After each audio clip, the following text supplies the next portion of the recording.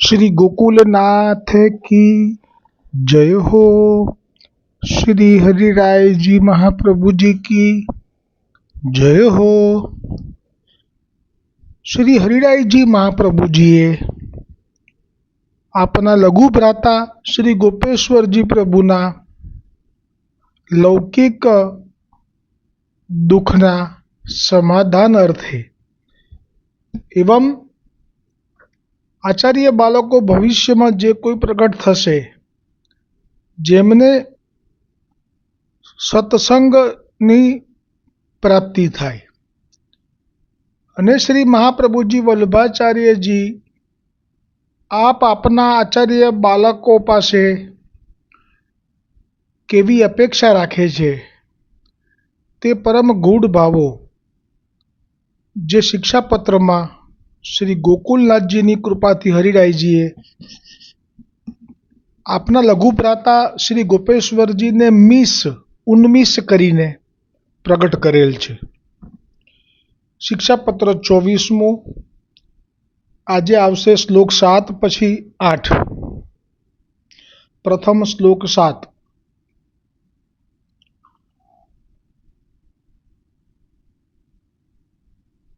શબ્દાર્થ કરતા શ્રી ગોપેશ્વરજી પ્રભુ કહે છે,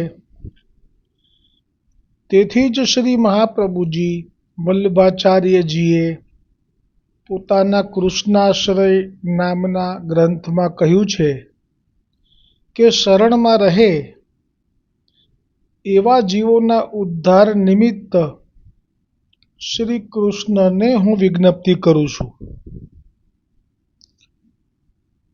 એટલે જે કૃષ્ણાશ્રય ગ્રંથ આપે પ્રગટ કર્યો એની પાછળનો અને આપે જે વિજ્ઞપ્તિ કરી છે એટલે કે આપનું તો વિજ્ઞપ્તિ કરેલું વચન ક્યારે પણ શ્રી કૃષ્ણ પ્રભુ ઉથાપે નહીં. એટલે આ તો બહુ મોટો લાભ છે આ વિજ્ઞપ્તિમાં. હવે એનું એ શબ્દાર્થ જે આવ્યો 7મા શ્લોકનો એ વિજ્ઞપ્તિમાં શરણસ્થમ ઉદ્ધારમ કૃષ્ણ વિજ્ઞાપયામહમ કૃષ્ણાશ્રયામિગે શરણસ્થ સમુદ્ધારમ કૃષ્ણમ વિજ્ઞાપયામ્યહમ. હવે એનું વિવેચન કરતા કહે છે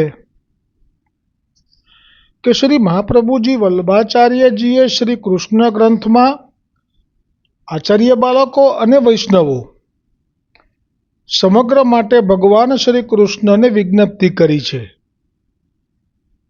કે હે શ્રી કૃષ્ણ, જે જીવ શરણે આવે તેનો આપ ઉદ્ધાર કરો એમ પ્રતિજ્ઞા કરીને જીવને વિશ્વાસ આપે છે કે ચિંતા ના કરો, શ્રી કૃષ્ણ શરણાગત જીવોનો ઉદ્ધાર કરશે જ.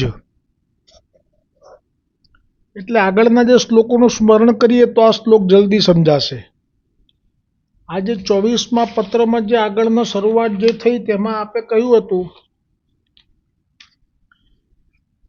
કે કૃપાપાત્ર ભક્તિ માર્ગમાં કૃપાપાત્ર ઉત્તમ કારણ એ છે કે કૃપા માત્રથી જ પુષ્ટિ માર્ગમાં સકલ કાર્યો સિદ્ધ થઈ જાય છે. એટલે પછીના શ્લોકમાં કહ્યું હતું કે એમાં પણ શ્રી મહાપ્રભુજી વલ્લભાચાર્યજીના શરણે જવાથી એમણે બતાવેલા પ્રભુ શ્રી કૃષ્ણ જ્યારે કૃપા કરે ત્યારે જ એવી કૃપા થાય છે. પછીના શ્લોકમાં કહ્યું હતું એટલે કે જો કૃપા છે એ ભગવાનને પોતાના હાથમાં રાખી છે. કૃપા માર્ગ હોવા છતાંય એ આપના ઈચ્છા ઉપર નિર્ભય છે. પછીના શ્લોકમાં કહ્યું હતું કે જે તે વખતે પ્રભુ લીલા કરી રહ્યા હતા પ્રગટ 5000 વર્ષ પહેલા દ્વાપરના અંતમાં કંસ આદિવાળી લીલા, ત્યારે જે દૈવી જીવો એટલે કે ભગવાન શ્રી કૃષ્ણના સ્વરૂપ સંબંધી અંગ સંબંધી જીવોનો અંગીકાર શ્રી યમુનાજીએ પણ અનેક અસંખ્ય જીવોનો કરેલો, શ્રી ગિરિરાજ ગોવર્ધન મહારાજે પુલિંદીજીના યુથોનો કરેલો અને કાત્યાયની એ ગોપીજનોનો કરેલો અને સ્વયં શ્રી કૃષ્ણએ પણ આપે કેટલાય જીવોને સીધા જ અંગીકાર કર્યા હતા. હવે જે આવે છે 7મો શ્લોક એમાં આપ સૌ વૈષ્ણવોને અને આચાર્ય બાળકોને નિર્ભય કરવા માટે આ વચન ઉચ્ચારે છે કે મહાપ્રભુજીએ પોતાના કૃષ્ણાશ્રય ગ્રંથમાં કહ્યું છે કે શરણમાં રહે એવા જીવોના ઉદ્ધાર નિમિત્ત શ્રી કૃષ્ણને હું વિજ્ઞપ્તિ કરું છું, અને આપની વિજ્ઞપ્તિ એ ક્યારે નિષ્ફળ ન જાય એ સૌને પણ મહાપ્રભુજીનું મહાત્મ્ય તો વિદિત છે. એટલે આનો મહિમા આચાર્ય બાળકોને અને વૈષ્ણવોને સર્વને સહજ પ્રાપ્ત છે, આનો લાભ. એટલે એમાં પછી વિવેચનમાં કહ્યું કે હે શ્રી કૃષ્ણ, જે જીવ શરણે આવે તેનો આપ ઉદ્ધાર કરો, એમ પ્રતિજ્ઞા કરીને આચાર્ય બાળકો અને જીવને વિશ્વાસ આપે છે કે તમે ચિંતા ના કરો, શ્રી કૃષ્ણ શરણાગત જીવોનો ઉદ્ધાર કરશે. આટલું પણ જો કોઈ સ્મરણ કરે આખા શિક્ષાપત્રમાંથી, ખાલી આ 24મા શિક્ષાપત્રનો 7મો શ્લોક, તો પણ એને કંઈ બીજું કરવાની જરૂર નથી, કેમ કે છેવટે તો કૃપા માર્ગ છે. અને જે વલ્લભની વિજ્ઞપ્તિ છે એમાં જેને મહાપ્રભુજીનો મહિમા ખબર છે એને તો પછી કશું કરવાનું રહેતું નથી. હવે 8મો શ્લોક છે, એમાં આપ શબ્દાર્થ કરતા કહે છે કે વૈષ્ણવોના વિશ્વાસને અર્થે શ્રી કૃષ્ણાશ્રય ગ્રંથમાં અંતે કહ્યું છે કે જે શ્રી કૃષ્ણની સમીપમાં આ શ્રી કૃષ્ણાશ્રય ગ્રંથનો પાઠ કરશે તેને શ્રી કૃષ્ણનો આશ્રય પ્રાપ્ત થશે જ, આવી પ્રતિજ્ઞા કરી છે. તેથી અન્ય પ્રકારે ફલનો વિચાર આપણા હૃદયમાં ન કરવો. એટલે આ જે કૃષ્ણાશ્રયનો ગ્રંથનો પાઠ એ જો ઠાકોરજીની સન્મુખ કરવામાં આવે તો ઠાકોરજીનો આશ્રય પ્રાપ્ત થશે જ, આવી પ્રતિજ્ઞા મહાપ્રભુજીએ કરી છે. એટલે આમાં કેટલું બધું મહિમા છુપાયેલો છે કૃષ્ણાશ્રય ગ્રંથનો, અને એ પ્રભુની સન્મુખ કરવાનો. આ વાતને વિવેચનમાં સમજાવ્યું કે શરણસ્થમ ઉદ્ધારમ કૃષ્ણમ વિજ્ઞાપયામ્યહમ. એ શ્લોકમાં શ્રી કૃષ્ણને શરણાગત જીવોનો ઉદ્ધાર કરવાની વિજ્ઞપ્તિ કરીને અગ્રે નિજ પુષ્ટિમાર્ગીય વૈષ્ણવોને અને આચાર્ય બાળકોને પણ સાથે સાથે આ સમજવાનું. કારણ કે આ શિક્ષાપત્ર પ્રથમ જે લક્ષ્ય અને ભાવ છે એ તો શ્રી ગોપેશ્વરજી પ્રભુ અને પાછળ આચાર્ય બાળકો માટે જ છે અને છે. પછી આંશિક લાભ વૈષ્ણવોને મળે. પણ આ પ્રિન્ટિંગ જ્યારે કરાવવા માટે આજ્ઞા લેવા ગયા, જે તે પુસ્તક છપાવતા પહેલાં, એમાં જે તે અર્વાચીન તે વખતના બાળકે જે આજ્ઞા કરી એમાં આટલા ફેરફારો થયા. એટલે બધામાં જીવ વૈષ્ણવ કરી નાખ્યું. પણ એ ગમે એટલું જીવ વૈષ્ણવ છાપે, પણ આ હરિરાયજીએ ગોપેશ્વરજી પ્રભુને ઉદ્દેશીને પત્ર લખ્યા છે એની ઉપર એ ક્યારેય પણ પડદો ન પાડી શકે, અનર્થ થઈ જાય. વિવેચનમાં કહ્યું શરણસ્થમ ઉદ્ધારમ કૃષ્ણમ વિજ્ઞાપયામ્યહમ. એ શ્લોકમાં શ્રી કૃષ્ણને શરણાગત જીવોનો ઉદ્ધાર કરવાની વિજ્ઞપ્તિ કરી ને અગ્રે નિજ પુષ્ટિમાર્ગીય સર્વ બાળકો અને વૈષ્ણવોને ધીરજ આપીને કહ્યું તે શ્લોક, કૃષ્ણાશ્રયમિદં સ્તોત્રમ યહ પઠેત કૃષ્ણ સન્નિધો તસ્યાશ્રયો ભવેત કૃષ્ણ ઇતિ શ્રી વલ્લભો બ્રવીત. આ શ્રી વલ્લભની વિજ્ઞપ્તિ છે. એનું પાવર, એનું વજન કેટલું બધું હોય. અને આ વિજ્ઞપ્તિ છે એનો પાઠ કરવા માટેનો જે ભાવ છે પ્રગટ કર્યો છે, એનો અર્થ હવે અહીંયા શ્રી ગોપેશ્વરજી કહે છે કે જે કોઈ, એટલે કે આચાર્ય બાલક અથવા તો વૈષ્ણવ, એમાં એક નામમાંથી લખ્યું, જે કોઈ આ શ્રી કૃષ્ણાશ્રય ગ્રંથનો પાઠ શ્રી કૃષ્ણ પ્રભુની સમીપ કરશે તેના શ્રી કૃષ્ણ આશ્રય થશે, એમ મારી એટલે કે શ્રી મહાપ્રભુજી વલ્લભાચાર્યજીની પ્રતિજ્ઞા છે. આ પ્રકારે શ્રી મહાપ્રભુજી વૈષ્ણવોને ધૈર્ય રાખવાનું કહે છે. કારણ કે શરણાગત વૈષ્ણવોને શ્રી કૃષ્ણ શરણે રાખશે જ. જેમ ચીરહરણ લીલામાં શ્રી ઠાકોરજીએ ભક્તોને કહ્યું કે શરદ ઋતુમાં રાસ રમી તમારો મનોરથ પૂર્ણ કરીશ, એમ જ્યારે શ્રી ઠાકોરજીએ વચન આપ્યું ત્યારે જ ભક્તોને વિશ્વાસ આવ્યો. તે જ પ્રકારે શ્રી મહાપ્રભુજીએ કૃપા કરી પ્રતિજ્ઞા કરી નિજ સેવકોને વિશ્વાસ આપ્યો છે. તેથી શ્રી મહાપ્રભુજી વલ્લભાચાર્યજી દ્વારા શ્રી કૃષ્ણ શરણ વિના અન્ય પ્રકારે ફલ પ્રાપ્તિનો વિચાર ન કરવો. એટલે આ જે છે આજના શ્લોક આ 7 અને 8 એમાં મહાપ્રભુજીએ ઠાકોરજીને બાંધી દીધા છે કે આમાં સાધન ન કરી શકે, એટલે કે સેવા છૂટી જાય, સેવામાં પ્રતિબંધ આવે, તો પણ એ જીવને કોઈ ચિંતા કરવાની નથી. એનાથી એની લૌકિક ગતિ એ સંભવ નથી. આટલું મોટું વિજ્ઞપ્તિનું કારણ છે આ કે આપે ઠાકોરજીને બાંધી દીધા છે અને આપ વશ છે ઠાકોરજી સ્વામિનીજીથી, વલ્લભથી. એ જેને વિશ્વાસ છે એને તો હવે આટલું વાંચ્યા પછી કશું આગળ કંઈ કરવાની જરૂર નથી, પણ એનું સ્મરણ નથી રહેતું. અત્યારે જે કલિકાલ છે એમાં સત્સંગ શા માટે વારંવાર, નિવેદનનું અનુસંધાન શા માટે વારંવાર? તો મોટામાં મોટું દુઃખ એ સ્મરણ શક્તિનું છે. ઘણાને તો કાલે શું લીધું હતું પ્રસાદમાં એ યાદ નથી રહેતું. તો આમ તો એ સારું, જેને બી યાદ ના રહેતું હોય એને નવો નવો સત્સંગનો નવો નવો આનંદ મળે. ને ના યાદ રહેતું હોય તો પછી એને નવેસરથી શ્રવણ કરતો હોય ને તો વિશેષ આનંદ મળે એમ માનવું. પણ મૂળ વાત છે કે સ્મરણ શક્તિનો અભાવ છે, એટલે સત્સંગ અને નિવેદનનું અનુસંધાન એ સેવા ઉપરાંત પણ એટલું જ આવશ્યક છે. સહસ્ત્ર પરિવત્સર મિતગાલ જાત કૃષ્ણ વિયોગ જનિત તાપ ક્લેશ આનંદ તીરો ભાવોહમ ભગવતે કૃષ્ણાય. શ્રી ગોપીજન વલ્લભાય દેહ પ્રાણ ઇન્દ્રિય અંતઃકરણાની તદ ધર્માસ દારા આગાર પુત્ર આત્વીતિ પરાણી આત્મના સહ સમર્પયામી.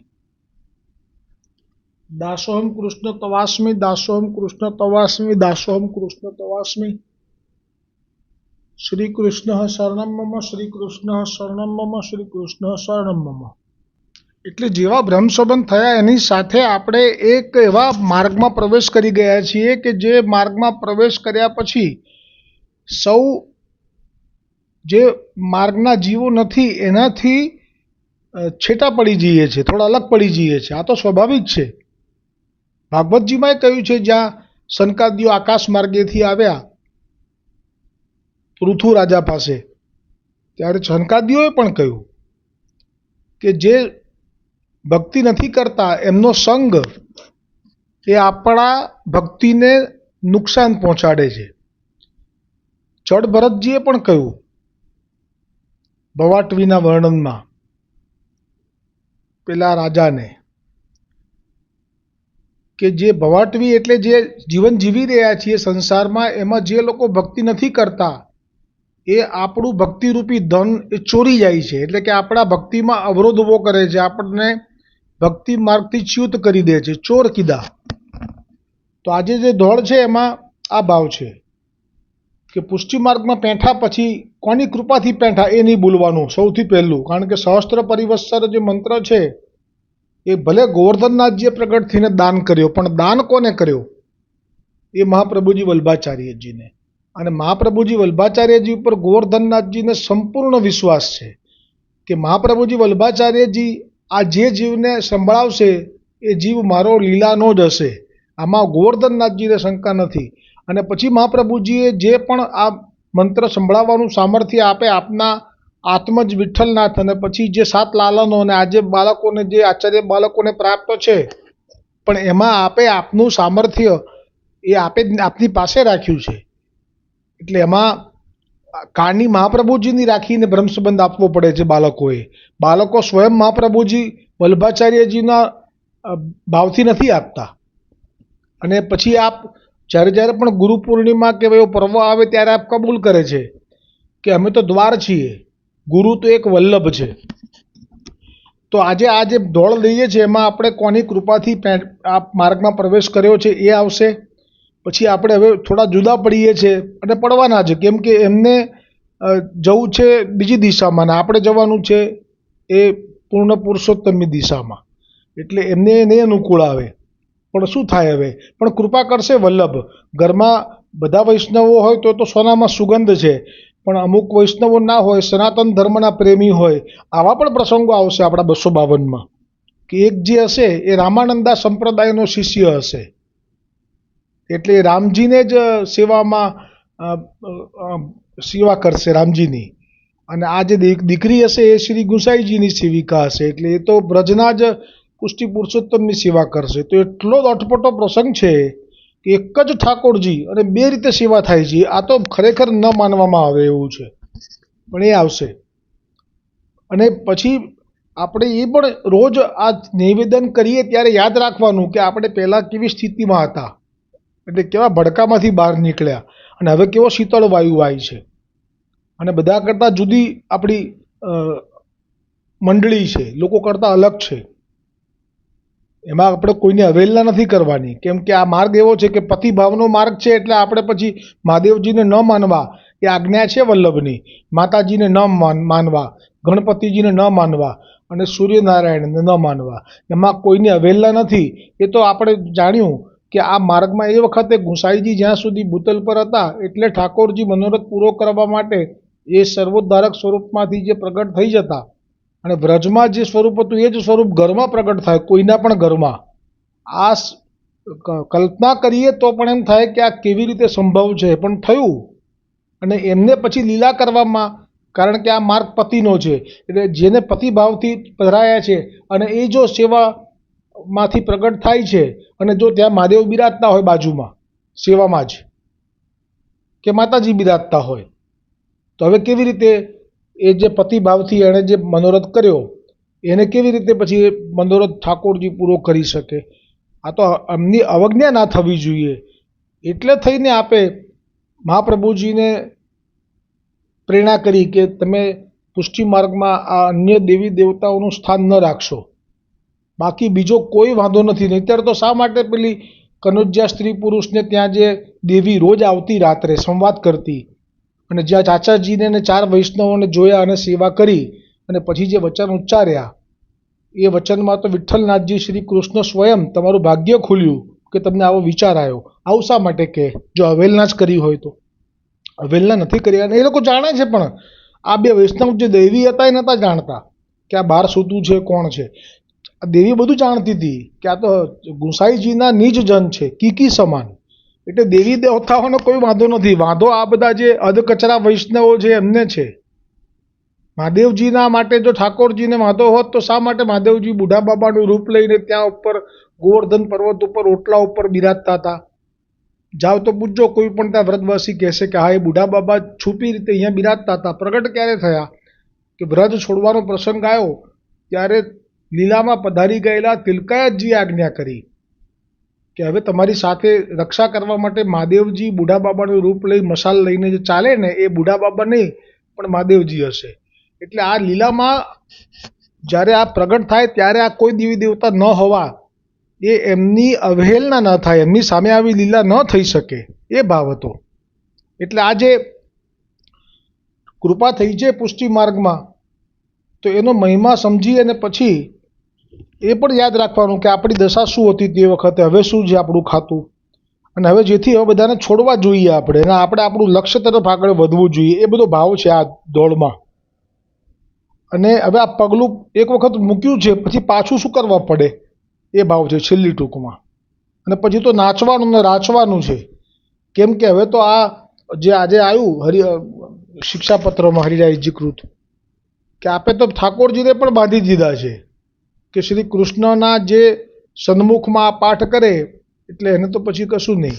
અને આજે મારે બે ક્ષતિ થઈ ગઈ હતી જે બોલવામાં પહેલાં પાછી લઈ લઉં. એક તો મેં એમ કહેલું કે જે નરકમાં ગયા અજામિલ, અને એ પ્રસંગ લઈને પછી મેં કહેલું કે પાપની નિવૃત્તિ માટે પ્રશ્ન પૂછેલો પરીક્ષિત રાજાએ, પણ એમાં એવું નથી, એ મારી ભૂલ હતી.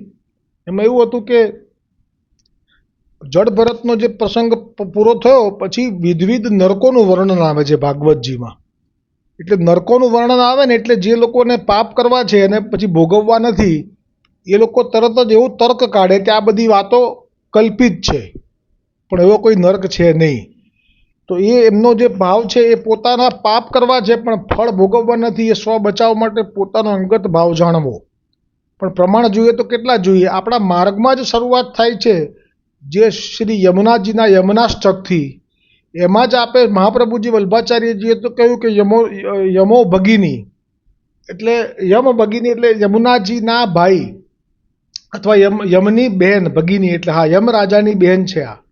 હવે યમ રાજા એટલે તો એ જ છે કે જે દક્ષિણ દિશાના એ લોકના પોતે જ ધર્માત્મા છે. ધર્મ શું નામ છે એમનું? બીજું નામ પણ છે એમનું.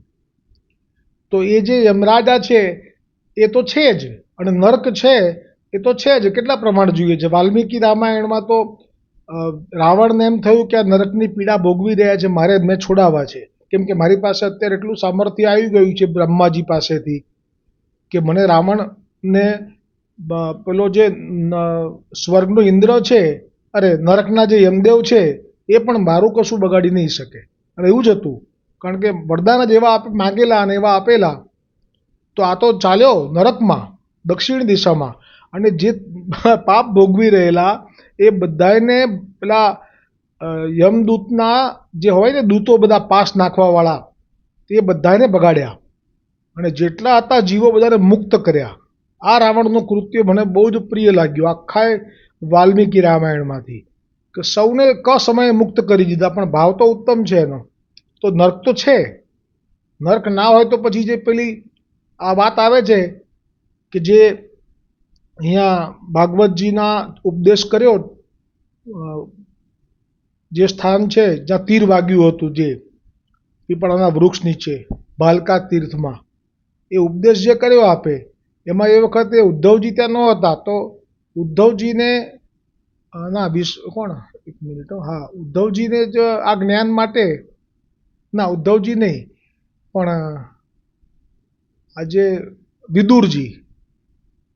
વિદુરજીને ભાગવતજીનું જ્ઞાન અપાવવા માટે આપે જે ઋષિને આજ્ઞા કરી હતી, એ ઋષિ પાસે જ્યારે વિશ્વામિત્ર જાય છે ત્યારે, અરે વિદુરજી જાય છે ત્યારે એ કહે છે કે હા તમે તો સાક્ષાત ધર્મ છો, તમે તો યમ છો, તમને તો માંડવ્ય મુનિએ શ્રાપ આપ્યો હતો. એટલે માંડવ્ય મુનિનો જે પ્રસંગ છે એ પણ નરકની વાતને સિદ્ધ કરે છે કે માંડવ્ય મુનિને જે માંડવ્ય મુનિ બાળપણમાં જે ભૂલ કરી બેઠા અને એક પતંગિયાને કંઈક કાંટો ખોસી દીધો, પણ પછી જ્યારે મોટા થયા અને પછી જ્યારે પેલા દૂતોએ એમને સૂળીએ ચડાયા તો એ ભૂલ હતી કંઈક, અને એમાં માંડવ્યને તો કંઈ મૃત્યુ થયું નહીં. ભલે સૂળમાં ક્યાંય સુધી રાખ્યા અન્ન જળ વગર, પણ એમને શું થાય, કેમ કે આ તો બહુ ઊંચી કક્ષાએ પહોંચેલા હતા.